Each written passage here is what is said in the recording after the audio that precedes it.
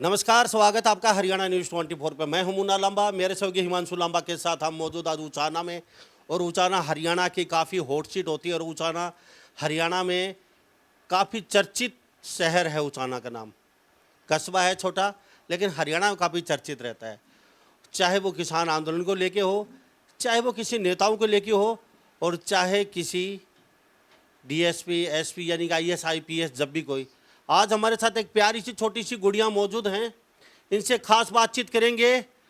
और वो 80 लगी हैं, यानी कि डीएसपी अभी रिजल्ट आया है और उसमें लगभग 30वां स्थान प्राप्त किया, यानी कि रैंक अच्छी खासी रैंक है इनकी। और हमारे साथ उनके माताजी, पिताजी, उनके भाई बंधु, उनके दादा दादी सभी मौजूद हैं। और यह सामान्य परिवार है। हम बिटिया की बातचीत करें, गुदड़ी के लाल, अक्सर मैं कहता हूं पूरे हरियाणा में, लगभग राजस्थान में हम घूमते हैं, आपको अच्छी अच्छी खबरें दिखाते हैं। मैं सलूट करता हूं इस बेटी को। असली गुदड़ी की लाल ये बेटी है, यानी कि वो कहते हैं ना, गुदड़ी के लाल, गुदड़ी में लाल और कीचड़ में कमल खिलते हैं, ये सच्चाई है। और इस बेटी से हम बातचीत करवाएंगे, क्योंकि अच्छी खासी रैंक आई है इस बेटी की। और पिताजी मात्र मुनीम का काम करते हैं किसी सेठ जी के पास, ना डॉक्टर ना इंजीनियर, कोई बड़ा इनका चेहरा नहीं है, कोई बड़ा घर नहीं है, सामान्य परिवार। लेकिन इस बेटी का जुनून, यहाँ जज्बात, जुनून, जोश इस बेटी के हमेशा दिमाग में रहा है। इन्होंने अपना परिवार देखा है, अपने माता पिता को देखा है, किस तरीके से जिंदगी व्यतीत की है। कुछ बनना था, मुकाम हासिल करना था, और वो कर दिखाया। सबसे बड़ी बात यह है, ये कभी कोचिंग सेंटर में नहीं गई। सबसे बड़ी बात यह, इस बेटी को मैं सलूट करता हूं।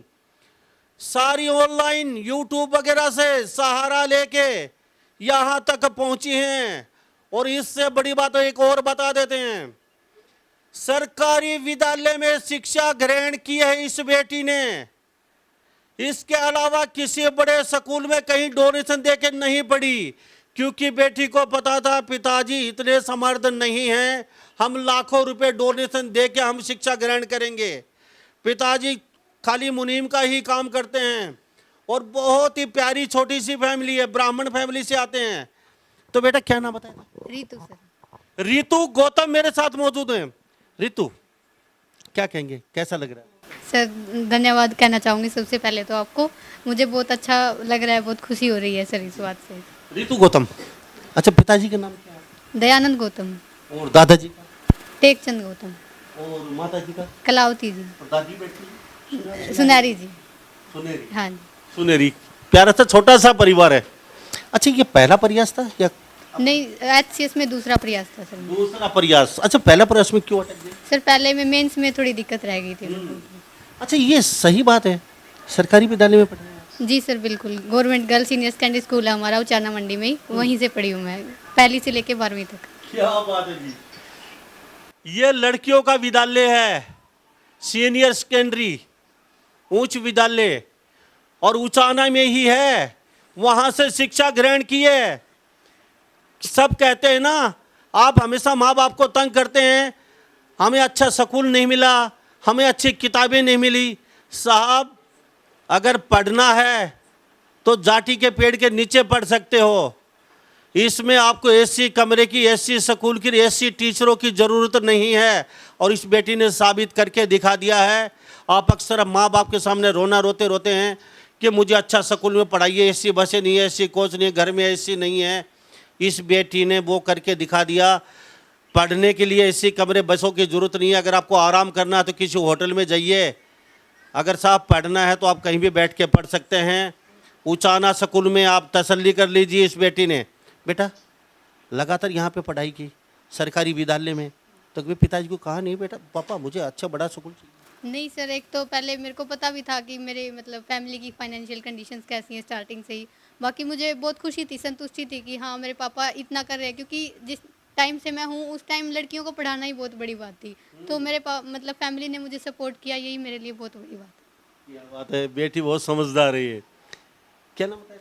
रितु सर। रितु गौतम। रितु गौतम, तो रितु गौतम हमारे साथ खास बातचीत में मौजूद हैं। अभी आप स्कूल वालों ने बुलाया? जी सर, टीचर तो आए थे, बाकी अभी मतलब बुलाया नहीं है अभी ऑफिशियल नहीं है। अभी विद्यालय में आने वाली हैं रितु गौतम, बहुत बड़े पद पे कार्यरत, अभी जल्दी हो जाएंगी ट्रेनिंग के बाद ये। और अब आपके स्कूल में आएंगी, और स्कूल में आएंगी तो पता नहीं 100, 20, 50 लड़कियां मोटिवेशन जरूर लेंगी।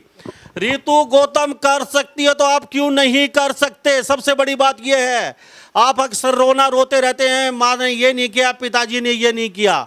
हम पढ़ लेते, सब ठीकरा मत फोड़िए माँ पिता या किसी रिश्तेदार पे। पढ़ना आपको, मेहनत आपको करनी है। इस बेटी को देख लीजिए, अगर कहीं आपका पथ भ्रष्ट हो जाए, इधर उधर कदम डगमगाएं, तो ये स्टोरी जरूर निकाल के देख लेना। रितु गौतम कर सकते तो आप क्यों नहीं कर सकते? सबसे बड़ी बात यह है। रितु गौतम सरकारी विद्यालय में पढ़े, कभी अड़चन नहीं आई? नहीं सर, इतनी जैसे अगर फाइनेंशियल को छोड़े तो मुझे नहीं लगता कोई ज़्यादा दिक्कतें आई हैं। ऑब्वियसली सरकारी स्कूल में कुछ कमी तो थी, जैसे मतलब टीचर्स की भी थोड़ी बहुत शॉर्टेज थी, लेकिन हमारा स्कूल ओवरऑल मतलब अच्छा था, और हमारी प्रिंसिपल थी, बहुत डिसिप्लिन रखती थी स्कूल में, तो ओवरऑल मुझे सही लगता था सर हमारा स्कूल। तो यहाँ जो आपने पढ़ाई की शुरू से, या पर लक्ष्य था, या फिर किसी ने आपको मोटिवेट कर दिया, भाई नहीं आपको तो डीएसपी लगना है, आपको तो आईएएस आईपीएस जाना है, आपको तो बड़ा अधिकारी लगना है? तो माँ और पिताजी तो इतने पढ़े लिखे नहीं है। सर स्टार्टिंग से तो मैं नहीं कहूँगी कि मैंने अफसर बनने के बारे में सोचा भी था। जैसे गवर्नमेंट स्कूल में थी तो मुझे मतलब टीचर लगना ही बहुत बड़ी बात लगती थी, और उसी में मतलब मैं जैसे ग्रेजुएशन, मैंने पोस्ट ग्रेजुएशन कुरुक्षेत्र विश्वविद्यालय में मेरा एडमिशन हुआ तब, तो यही बहुत बड़ी बात थी मेरे लिए। लेकिन जैसे मेरिट के आधार पे? हाँ जी सर, बिल्कुल। वो भी मेरिट के आधार पे था, यानी कि अपनी मेहनत के दम पे सरकार का जो कोटा मिलता है मेरिट के, उसी आधार पे जो बच्चे जाते हैं, उसी आधार पे इन्होंने एडमिशन मिला है वहाँ कुरुक्षेत्र। हाँ जी सर, फिर उसके बाद जैसे कुछ मेरे भाई ने भी मेरे को सपोर्ट किया, और मतलब टीचर्स ने भी थोड़ा बताया कि बेटा आप और आगे जा सकते हो, तो आप मतलब उन्होंने यूपीएससी की सलाह मुझे दी। तो फिर मैं यूपीएससी की स्टार्टिंग में ही मतलब एमएससी ख़त्म होते ही यूपीएससी की प्रिपरेशन मैंने स्टार्ट की थी सर। फिर एचपीएससी का मैंने साथ में ही मतलब क्योंकि सिलेबस अलाइन था तो मैंने इसमें अपीयर किया। फिर उसके बाद तो यूपीएससी में मैं अभी इंटरव्यू में रह गई थी सर, मेरा मेंस क्लियर हो गया था। उसके बाद मैंने फिर ये एचपीएससी वाला आ गया तो बीच में मैंने इसको दिया, और फिर इसमें अब की बार मैं क्लियर हो गई थी।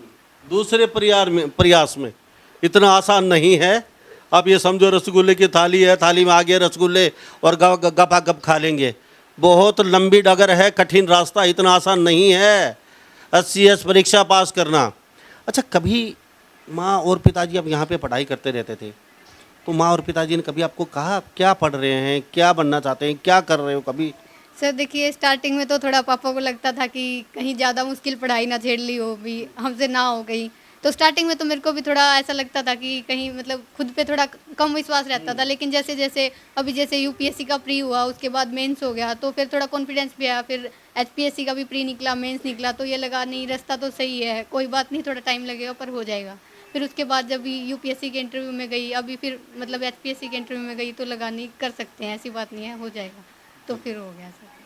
तो यहाँ तक आप पहुँचे हैं, काफ़ी लंबी डगर रही है आपकी, तो कभी बुक वगैरह की ज़रूरत हुई तो कैसे क्या? नहीं सर, जनरली जैसे अभी तो मैं कहना चाहूँगी कि मतलब जैसे मेरे भाई ने अभी मतलब एमबीबीएस की पढ़ाई कर ली है, उसके बाद से तो हम फाइनेंशियली थोड़े सिक्योर हो गए हैं 1-2 साल से। तो काफ़ी मेरे भाई ने पूरा जैसे खर्चा मेरा उसी ने उठाया उसके बाद से, तो कि हाँ इसकी अगर इसको कोई भी दिक्कत है पढ़ाई से रिलेटेड तो उसको मैं उठाऊँगा। तो उसके बाद हमें जैसे ऐसी तो कोई दिक्कत आई नहीं सर। पढ़ाई में भी जैसे ग्रेजुएशन पोस्ट ग्रेजुएशन में मुझे इंस्पायर स्कॉलरशिप मिल गई थी, तो मेरा काम सही चल गया था सर। हाँ जी। तो अभी आप पढ़े, बहुत अच्छी बात है।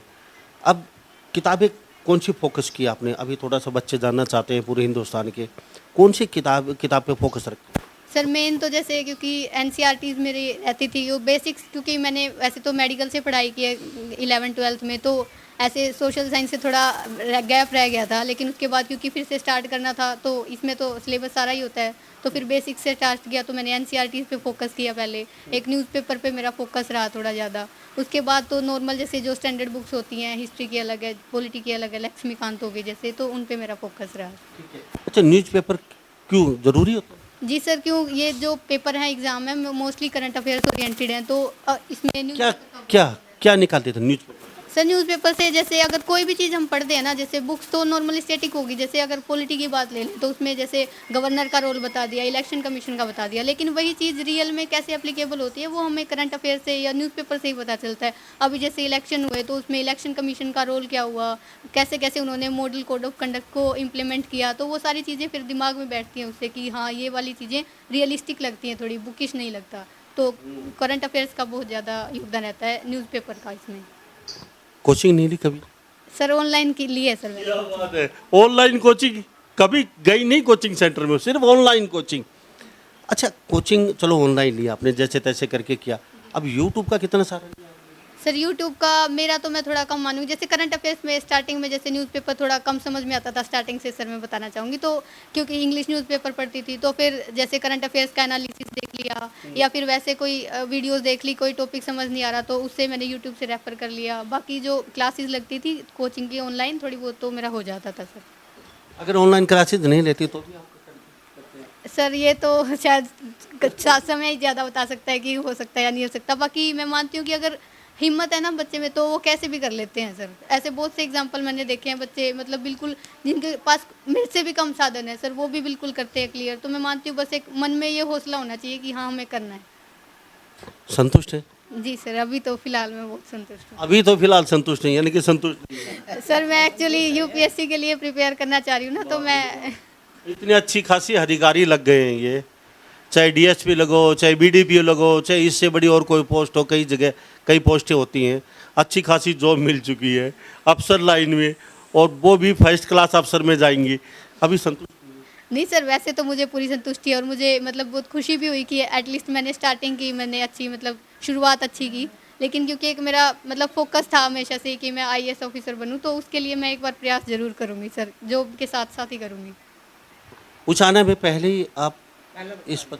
हाँ जी सर, ये मतलब मेरे दादाजी और मतलब बताया बहुत से लोगों ने कि उचाना जब से बना है मतलब ऑफिसर लाइन में पहली बच्ची गई है सर।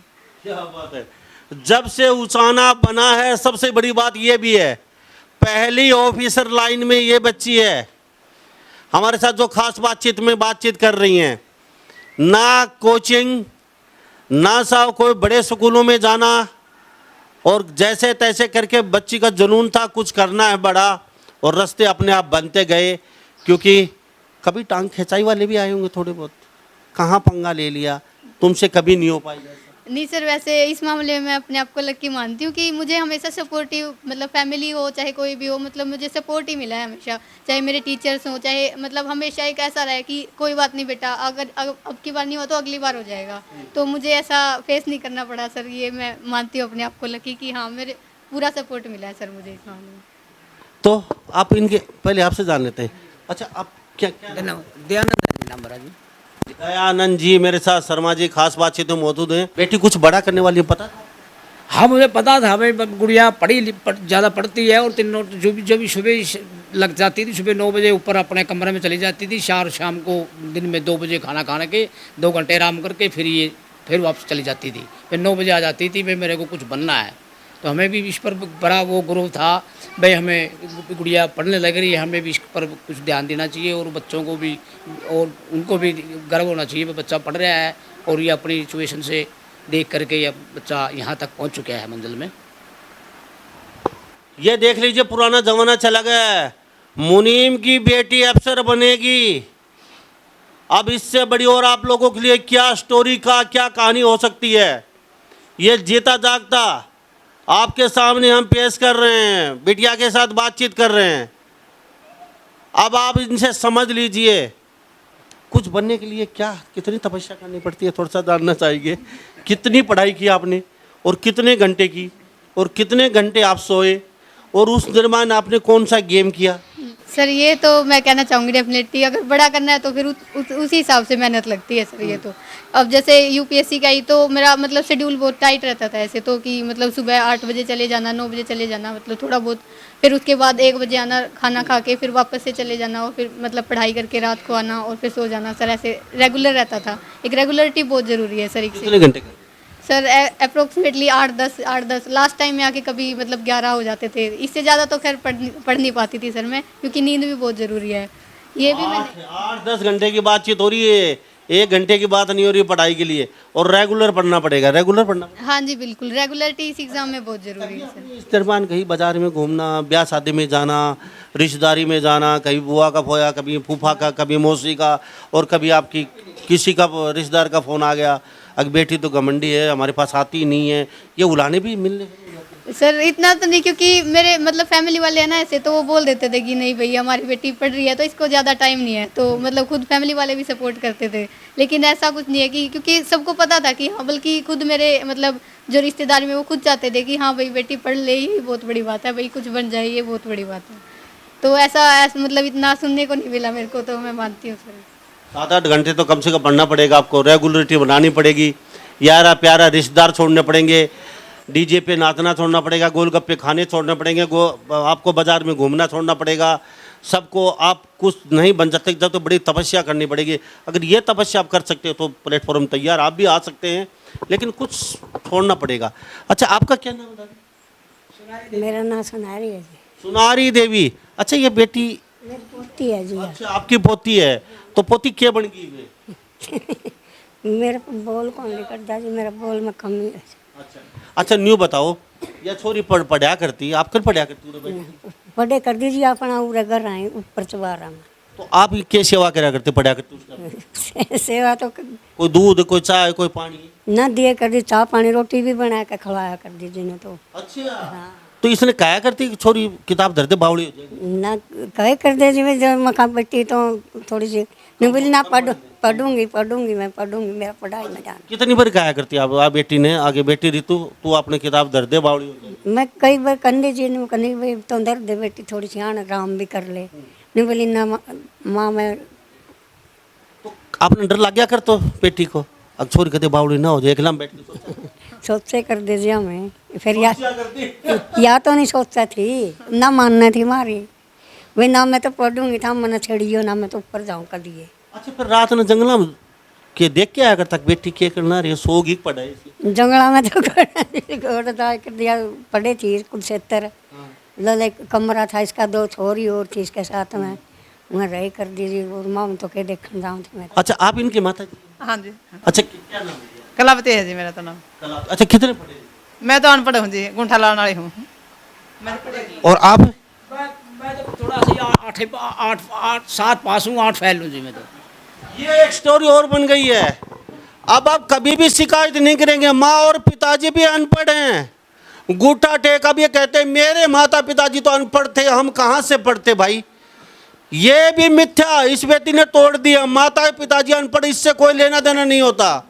ये बेटी अफसर बन चुकी है और माँ और पिताजी अनपढ़ हैं, इनकी कोई सोच नहीं थी, खुद सोच बनाई, इनको पता है। सारा दारोमदार बेटा और बेटी पे इनको पता था नहीं, पूरी जिंदगी पिताजी को मुनीमी ही करनी पड़ेगी और यहीं रगड़ रगड़ के ही मरना पड़ेगा। अगर कुछ बनना है तो त्याग करना पड़ेगा। अक्सर आप कहते हैं मैं तो गरीब हूँ, कैसे अमीर बनूंगा, मेरे दादा गरीब थे, मेरे पिताजी भी गरीब थे। अरे भाई, आपके दादा पिताजी गरीब थे, लेकिन आप गरीब मरोगे क्या? वो आपकी कमी, आपकी सोच है। भगवान मौका सबको देता है। अक्सर मैं एक बात कहता हूँ, गरीब पैदा होना गुनाह नहीं है, गरीब मरना गुनाह है। अगर आप गरीब मरोगे वो आपकी कमी, आपकी सोच की कमी है। माँ पिताजी यारा प्यारा रिश्तेदार किसी की कमी नहीं है, क्योंकि भगवान ने रास्ता सबको दिया है। आप बहुत कुछ कर सकते हैं, बहुत कुछ धरती पे, लेकिन ताश खेल के बीड़ी पी के अपने घूम फिर के चले जाते हैं। तो कभी आपने बेटी को कहा बेटी क्या पढ़े से क्या करना? हाँ जी, मैं तो कही करती भी थोड़ी कम पढ़ ले भी आँखें दांधी हो जाएगी ना मम्मी पढ़ूंगी। फिर रिश्ता को नहीं होगा, ब्याह कौन करेगा? ना जी, रिश्ता तो हो जाओ, रिश्ता तो ये तो हो जाओगा, अफसर लगगी, अब तो लाइन रिश्ता तो आंधी हो जाएगी, डर तो।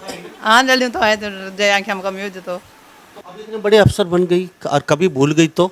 ना जी, भूलेगी क्यों? नहीं भूलेगी। कल हम प्रणामी आश्रम अपना घर भिवानी में थे, वहाँ पे 55 पागल महिलाएं हैं मंदबुद्धि, और 200 लोग हैं वहाँ पे मंदबुद्धि, और उनमें से 20 लोग ऐसे थे जिनका पिताजी एक्शन, भाई एसडीओ, एक का भाई बहुत बड़े बड़े पदों पे, 2 नौकरी अमेरिका कर रहे हैं, और वो पागल की तरह आश्रम में पड़े हैं। क्योंकि मैं जो ये कुर्सी है ना, ये सनक बहुत कुछ करवा देती है। जब इतनी बड़ी पावर कुर्सी आती है ना, आपको अपने सब कीड़े मकोड़े नज़र आने लगते हैं और उनको भूल जाते हो कि इनकी बदौलत कितनी मेहनत की होगी। इस बेटी की अकेले की मेहनत नहीं है। अगर ये नहीं होते, वो दादा बैठा, ये दादी बैठी, इनके चाचा ताऊ बैठे हैं, अगर इनका सहयोग नहीं होता तो ये बेटी आज इस मुकाम पे नहीं पहुंचती। एक व्यक्ति को बनाने के लिए कई लोगों का हाथ होता है पीछे, लेकिन कुर्सी मिलने के बाद राम राम जपना और पराया माल अपना हो जाता है। बेटी एक बात पूछूंगा मैं आपसे, अब आप चलो अफसर लाइन में चले गए आप, और धीरे धीरे बहुत हाई लेवल के अफसर भी बन जाएंगे। अभी भी आप फर्स्ट ग्रेड में अच्छे खासे अफसर हैं, क्योंकि डीएसपी, बीडीपीओ बड़ी बड़ी पोस्टें होती हैं। पूरा जिला आपके नीचे होगा, नौकर चाकर होंगे, बड़ी कोठी मिलेगी, सब कुछ आपका। ये भूल तो नहीं जाएंगे सर पहले वाली लाइफ? सर ऐसे कैसे भूल जाएंगे, इसी लाइफ ने तो मुझे बनाया, इसको कैसे भूल सकती हूँ सर। मैं लगातार पिछले 13 साल से इंटरव्यू कर रहा हूँ आईएएस आईपीएस का। बहुत कुछ वो लोग भूल चुके हैं अब। जब उनका सिलेक्शन हुआ उस समय आपकी तरह बड़ी मीठी मीठी बातें कर रहे थे, लेकिन आज वो सब भूल गए हम कहाँ से आए हैं और हम कर क्या रहे हैं। तो आपसे वादा लेंगे यहाँ से। सर किसी और का तो मुझे पता नहीं, पर इतना मुझे विश्वास है जिन चीज़ों ने मुझे बनाया है वो वैल्यू बन के मेरे अंदर है। तो मैं मानती हूँ, मैं मतलब मुझे लगता है कि ऐसा डेफिनेटली नहीं होगा कि बिल्कुल अपने जो ग्राउंड लेवल से जहाँ से मैं आई हूँ मैं उसको बिल्कुल भूल जाऊँ। सर मेरी मम्मी ने हमेशा मुझे ये सिखाया कि हमेशा अपना याद रखो कि क्या कहाँ से आए हो और क्या करना है आगे जाके। वादा और कीजिए। अफसर बहुत बड़ी लाइन होती है, वहाँ नीचे बहुत अफसर मिलेंगे। कभी मम्मी इसी वेशभूषा में, पापा यूं कि यूँ चले गए, तो कहीं ऐसे तो नहीं हो जाएगा? नहीं बाहर बैठाइए, मेरे मम्मी पापा नहीं है, मिलने के लिए आए वैसे। नहीं सर बिल्कुल ऐसा कैसे हो जाएगा। इससे अच्छा तो मतलब मर ही जाओ बंदा, अगर कोई मतलब ऐसे काम करता है कि अपने मम्मी पापा, जब इन्होंने इतने संघर्ष करके सर हमें बनाया और कल हम इनको ऐसा सिला दे तो सर ये डूब मरने वाली बात ही है सर। ये रितु गौतम हमारे साथ खास बातचीत में मौजूद हैं, और उचाना में पहली अफसर लगी ये बेटी। जब से उचाना बना है इतिहास रचा इस बेटी ने। सरकारी स्कूल, बिना कोचिंग के ऑनलाइन कोचिंग, और बहुत कुछ इस बेटी ने। असली गुदड़ी के लाल सुपरस्टार। फिल्मों में आप हीरो हीरोइन देखते हो, लेकिन वो कहते हो सुपरस्टार। ये हमारे साथ सुपरस्टार बेटी है। बेटी जितनी भी तारीफ करूँ उतनी कम है इस बेटी की मेरे मुख से। मैं हरियाणा प्रदेश में नहीं पूरे भारत में इतिहास रचा है, लोगों को आईना दिखा दिया है कि जब सीने में कुछ करने की तमन्ना हो तो रास्ते अपने आप बन जाते हैं। कुछ करके तो देखिए, एक कदम रखे तो देखिए आप आगे, लेकिन करने से पहले ही आप हार जाते हैं। मुझसे हो नहीं पाएगा, मैं कर नहीं पाऊंगा। बेटा कुछ कहना चाहेंगे लोग? सर मैं तो यही कहना चाहूँगी, अपना कोई भी टारगेट रखो, ईमानदारी से, बिल्कुल पूरी मेहनत से उसको पूरा करो। अपना जी जान लगा के उसमें अपना पूरा फोकस रखो अपना उसके पास। तो यही मैं कहना चाहूँगी। अपने बड़ों का सम्मान करो, जो वैल्यूज़ उन्होंने हमें सिखाई है ना, पूरी ज़िंदगी रखो उनको। किसी भी जॉब में हो, चाहे मैं ये नहीं कहती कि बड़े अफसर हो तो ही आप सफल हो। मैं तो ये सफल इस चीज़ को मानती हूँ कि जो हमने मम्मी पापा ने हमें संस्कार दिए हैं उसको आगे बढ़ा गए हम। ब्राह्मण फैमिली से, वैसे तो संस्कार की तो बात हम कभी नहीं भूल सकते। अच्छा, कभी किसी समय इतनी आपकी जो ये स्ट्रगल भरी, कांटों भरा रास्ता रहा है, कभी किसी समय एक बार भी आपको ऐसा लगा अगर रितु गौतम गलत पंगा ले लिया इस लाइन में, इससे अच्छा तो टीचर वीचर लग जाते तो अपना काम चल जाता वहीं की वहीं, और आपने इतना बड़ा पंगा ले लिया, अब छोड़ छाड़ के चलो घर चलते हैं, कभी ऐसा लगा? सर कभी कभी तो एक्चुअली ऐसा हो जाता था कि मैं तो जैसे एमएससी की, उसके बाद नेट जेआरएफ भी हो गया था, तो जेआरएफ मैंने छोड़ा, उसके बाद मैंने ये स्टार्ट किया। तो फिर बीच में अभी जैसे एक बार प्री नहीं निकला था, फिर ऐसे एचसीएस का मेंस भी रह गया था बीच में, 1.5 मार्क्स से मेरा रह गया था। तो ये तो लगता था कभी कहीं, मतलब बहुत सारे बोलते थे कि आपने जेआरएफ छोड़ के गलती तो नहीं कर दी। तो फिर कभी ना कभी तो ये मन डगमगाता था, लेकिन फिर ये था कि जब करनी यही है तो फिर क्या सोचना बाद में, फिर तो करना ही। आपका ये कदम इधर उधर होते थे तो कौन आपको ढाढ़स बताता था? कौन कहता था आपको बेटा नहीं टेंशन मत लो, हम आपके साथ खड़े हैं? सर वैसे तो मेरी पूरी फैमिली मतलब पूरी सपोर्टिव थी, लेकिन मेरा भाई, मैं स्पेसिफिकली कहना चाहूँगी कि उसने भी इसी मतलब फैमिली से पूरी स्ट्रगल करके ऐसे जैसे एमबीबीएस में सिलेक्शन पाया, अभी एमडी कर रहे हैं। तो उनका मेरा मतलब पूरा सपोर्ट रहता था। वो कहते थे ये ऐसी बड़ी चीज़ें हैं, इतने छोटे टाइम में नहीं होगी कि तू अभी एक अटैम्प्ट दिया और बोल रही है कि नहीं मेरे से नहीं होगा, तो हिम्मत मत हार, बस आगे बढ़। क्या बात है। हाँ अच्छा, भाई आज यहाँ पे है? नहीं जी, वो अभी बीकानेर में है, एमडी मेडिसिन कर रहे हैं सर। क्या नाम है? कपिल गौतम। तो बोलिए ना कपिल गौतम भाई, आपका पूरा सहयोग रहा है पूरी। हाँ जी बिल्कुल, मैं तो अपने भाई को पूरा धन्यवाद करना चाहूँगी कि मेरे मम्मी पापा के बाद जिसने सबसे ज़्यादा मेरा किया ना, मेरे भाई ने किया है। बेटी की आंखों में आंसू हैं और ये खुशी के आंसू हैं। मैं सलूट करता हूँ, जितनी तारीफ करूँ उतनी कम है। गुदड़ी के लाल ये होते हैं, देख लीजिए आप, इस चीज़ को कहते हैं हम गुदड़ी के लाल। जी, इनके ताऊ हैं क्या? हाँ ताऊ जी, क्या नाम? सबसे पहले तो मैं आपका हरियाणा न्यूज़ 24 का स्वागत करता हूँ। आपको भी बधाई देता हूँ कि आप इतनी बढ़िया कवरेज करते हैं। हम आपको हरदम फॉलो करते हैं। कहते हैं पहुँचते हैं वो मंजिल तक जो चलना जानते हैं, पहुँचते हैं वो मंजिल तक जो चलना जानते हैं, और चमकते वही हैं जो शोलों की तरह जलना जानते हैं। फतेह करते हैं हर मंजिल को अपने हौसलों से, फतेह करते हैं हर मंजिल को वो अपने हौसलों से, ज़माने में जो गिर कर के संभलना जानते हैं, ज़माने में जो गिर कर संभलना जानते हैं। मेरी बेटी ने IAS के लिए मेन एग्ज़ाम क्लियर किए, लेकिन इंटरव्यू के अंदर रह गई, क्योंकि हमारे पास इतना बड़ा कोई सिस्टम नहीं था भाई हम वो कर सकें। बेटी ने मेहनत इतनी की है, काबिल तारीफ़ है। कहते हैं कि जीवन जीना आसान नहीं होता और बिना संघर्ष के कोई महान नहीं होता, और जब तक ना पड़े चोट हथौड़ी की पत्थर भी भगवान नहीं होता। इस बेटी ने वो करिश्मा करके दिखाया है। आज सारा उचाना, मतलब उचाना गांव, मंडी, शहर और हल्का गदगद हो गया है। बेटी को बधाइयाँ देने के लिए सवेरे ही तांता लग जाता है और रात के 11 बजे तक ये हजूम रहता है। कहते हैं कि लोग बेटियों को कोख के अंदर दफना देते हैं। उन लोगों के लिए कहना चाहता हूँ मैं, शक्ति का इस दुनिया में अवतार है लड़की, अरे शक्ति का इस दुनिया में अवतार है लड़की, मत समझो इस धरती पर ये भार है लड़की, बंधन का आधार है लड़की, सोचो तुम इस दुनिया की सर्जनहार है लड़की, सोचो तो इस दुनिया की सर्जनहार है लड़की। मेहंदी रोली कंगन का श्रृंगार नहीं होता, अरे मेहंदी रोली कंगन का श्रृंगार नहीं होता, और रक्षाबंधन भैया दूज का त्यौहार नहीं होता, और वो घर सुना रह जाता दुनिया में जिस घर में बेटी का अवतार नहीं होता, जिस घर में बेटी का अवतार नहीं होता। आज हमारी लाडो ने हमारे को इतनी खुशियाँ दी हैं। मेरा एक ये सपना था कि हमारे उचाना का कोई IAS ऑफिसर, कोई HCS बने। वो मेरा सपना इस बेटी ने साकार किया है, और मैं जो मंजिल रह गई है वो भी पूरा करेगी, मुझे ये आशा है। वो मंजिल ज़रूर पूरा करेगी जो अब रह गया है। मैन इसने क्लियर कर दिया था, लेकिन इसमें जो इंटरव्यू में किस प्रकार से रखते हैं वो हम अनजान हैं, क्योंकि हमारा जो फैमिली है एक लो स्तर की फैमिली, एक जीरो से हीरो बनने वाली बात है। लेकिन इस बेटी ने हमारे को हीरो बना दिया।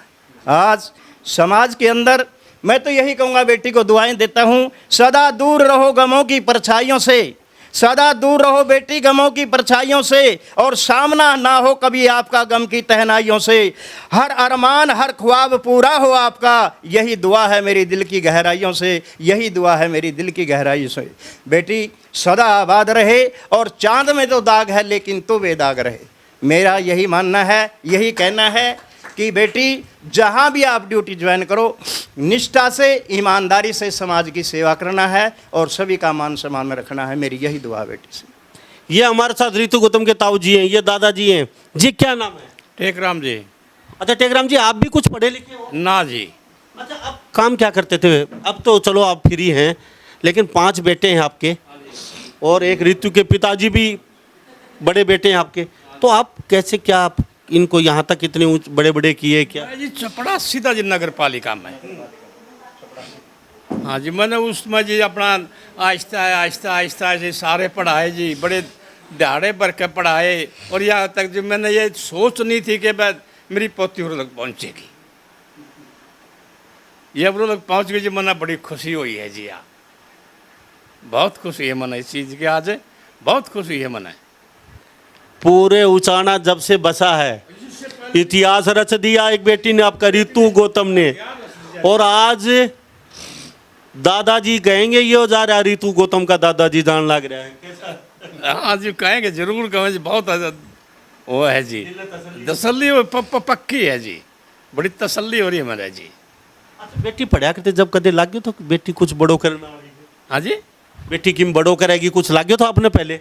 जी लाग का जरूर था, फिर जी थोड़ा घर को निकवा था, घर निकवा था कि, लेकिन उम्मीद जरूर थी, इसने भी थी तक दादा अगर मैं ऊंचा जाऊंगी, मखा बेबे अपना इतना ब्यात को नहीं मखा। तो जी फिर इसका भाग ने जोर करया जी, आज या जी 17 की तरह चमक की।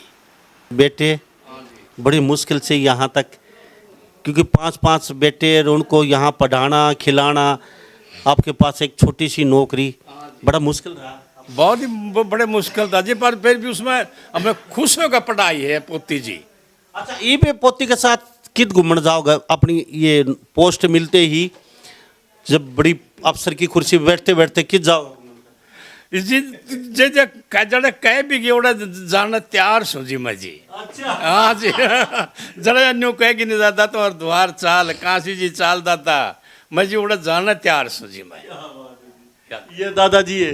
अच्छा, फैमिली को कहाँ के लेके जाना चाहिए जब आपकी कुर्सी पे बैठ हाँ जाए? जी, हाँ जी, मैं तो यही सोचती हूँ जी, जहाँ इनका मन करे, इनको अच्छा लगे, वहाँ लेके जाऊँगी। ये आपकी जो फैमिली है बड़ी प्यारी फैमिली है, सारे ऐसे हाँ जी, बिल्कुल ऐसे ही रहते हैं। दादाजी के ट्रेन तो काट के आए। हाँ जी, बल्कि दादाजी तो इधर भी, जैसे अभी मैं पढ़ती थी तो दादाजी कई बार बोल देते थे, बेटी बिल्कुल ही नहीं आती तू मिलने, मतलब पास में ही रहते हैं लेकिन फिर भी ये बोलते थे ना, बात नहीं करती तू ज़्यादा, भाई चल कोई नहीं, पढ़ ले कोई बात नहीं। तो इनको ये तो रहता था बेचारी को कि हाँ भाई बच्चे टाइम नहीं निकाल पाते, लेकिन फिर ये भी था कि हाँ चलो बच्चे पढ़ रहे हैं अभी, कोई बात नहीं, एक बार पढ़ जाएं, फिर बेशक से हम ऐसे ही बैठ के बातें क्या करेंगे। अच्छा, चलते चलते मुझे एक बात और बता दीजिए, जब आप बोर हो जाते थे माइंड स्ट्रेस करने के लिए, मतलब फ्रेश करने के लिए, तो क्या करते थे उस समय आप? जैसे ज़्यादा हो गया, अब आप तंग हो चुके, अब नहीं पढ़ेंगे? मेरा तो जैसे यही रहता था जी, घर पे बात कर ली, परिवार से बात कर ली, कभी भाई से बात कर ली, ऐसे ही रहता था जी। टीवी देखना, फेसबुक, मोबाइल, चैट, टीवी या फिल्म या कुछ? ये तो जी थोड़ा मेरा कम रहता था, मैं मतलब फिल्म में थोड़ा ज़्यादा इंटरेस्ट नहीं रखती इतना, तो टीवी वगैरह का तो हमारा कम ही सिस्टम है, बाकी जब भी बस घर पे बात कर ली या ऐसा कुछ चलता था।